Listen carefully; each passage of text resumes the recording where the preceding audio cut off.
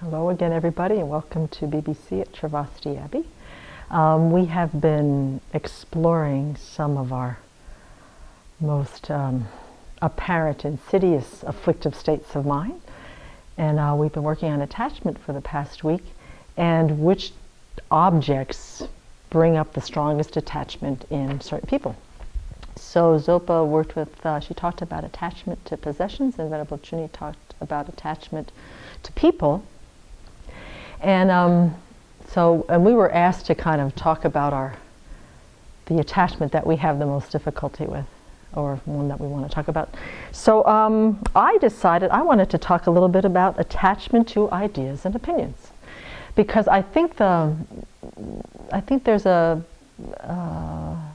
maybe a general thinking that we get attached to things that are physical in form, possessions, body, people, food, drink, things like that we can physically see. But there's also this a little bit more insidious kind of attachment, which has to do with things that that aren't physical in form, that are more about conceptual ways of thinking, things like that. So, and what the attachment to ideas and opinions about is that there's this exaggeration that arises in the mind, and I'm really sharing what my own personal experience and understanding on how to work with this form of attachment, because I have it in a really kind of a big way,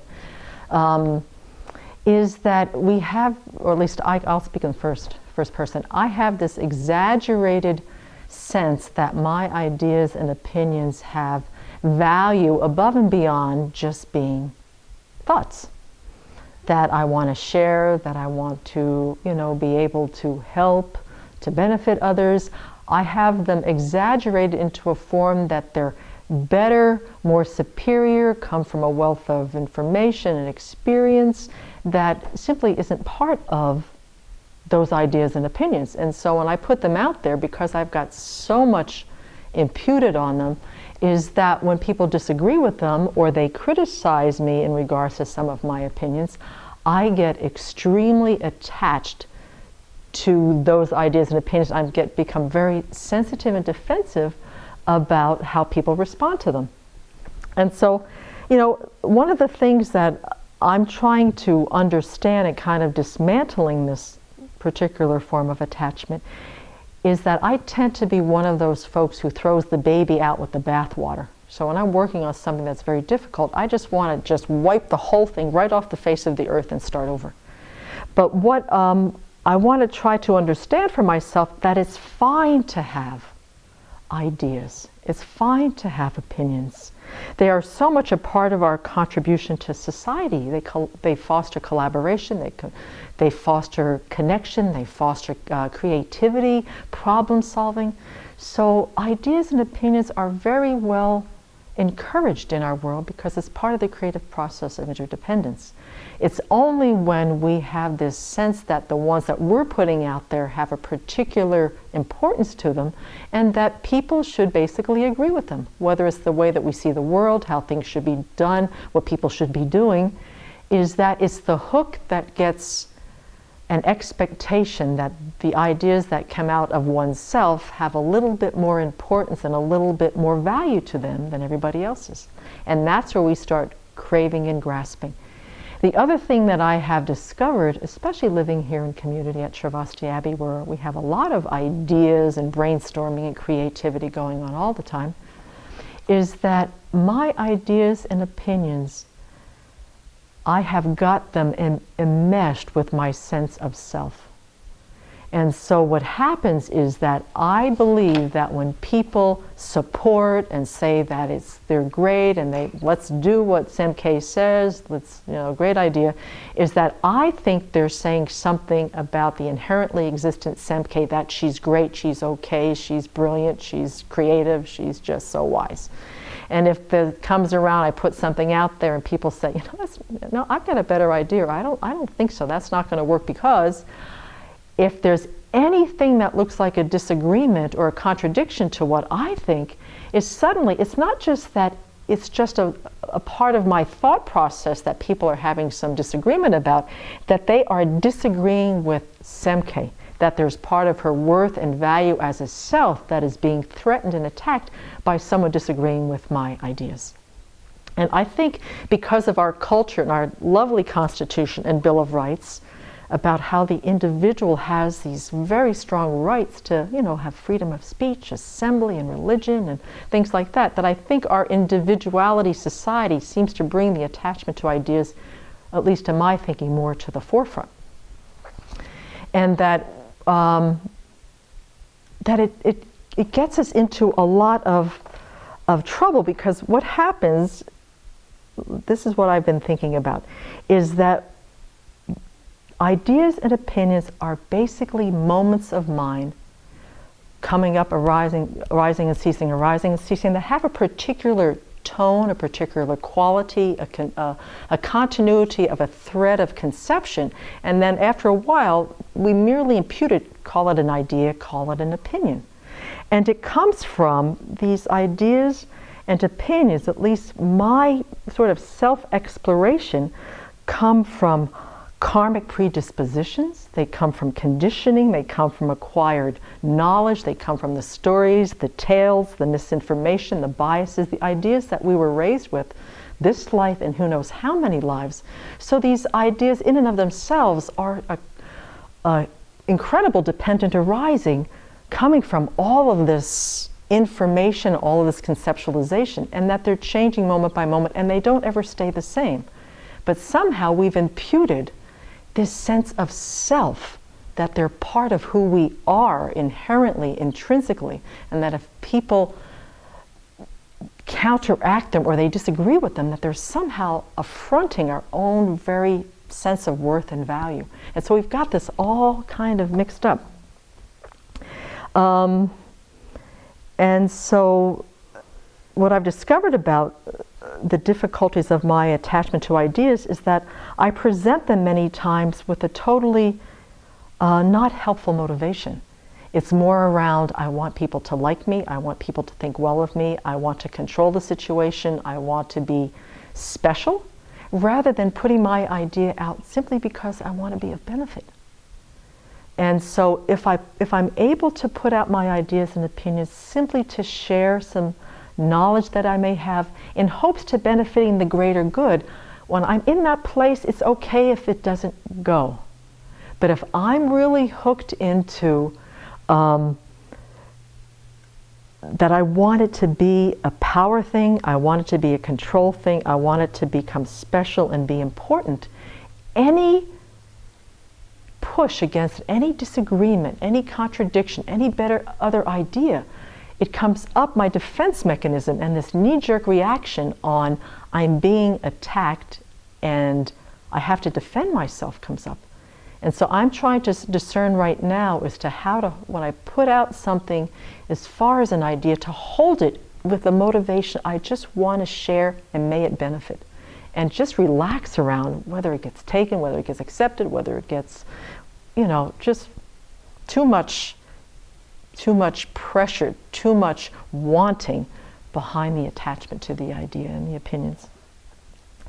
And I think that what's been difficult to watch this year, because it not just plays itself out in my own mind, but then I watch our culture, I watch our political arena this year, on how two different people spending billions of dollars to basically put out a series of thoughts, and they're different. But now those thoughts are being used as personal attacks against the very core of what people think who they are. So it's just getting really vicious and volatile, when in fact they're just these thoughts that arise and cease, they change, they mutate. And it's really quite a sad state of affairs, because instead of collaborating and sharing ideas, we're using our ideas and opinions as forms of weaponry, of verbal weaponry, to attack, to shame, to humiliate. And because all of us are so confused about what our opinions are in relationship to ourselves, the whole country now is taking sides because of our thoughts and opinions, which we think are part of who we are, agree with particular sides, then everybody gets back behind that particular side whose opinions and ideas are the same. when they're just these sort of ephemeral, transitory, coming and going ideas that are part of the creative process of our minds. So, and for me, sometimes I feel that, so then Venerable has these antidotes, or these questions to ask ourselves on how to be a little bit more balanced and to be a little bit more realistic about what our ideas and opinions are all about. And so what she does is she has us ask some questions in regards to how we utilize this wonderful creative process of sharing and collaborating and sharing our wisdom. So she says, well, when someone criticizes my ideas, is he or she criticizing me? And this is a really profoundly deep question, because I think, for me, I think my ideas are me. And that's why I'm so vulnerable and volatile about people having any other idea other than my own.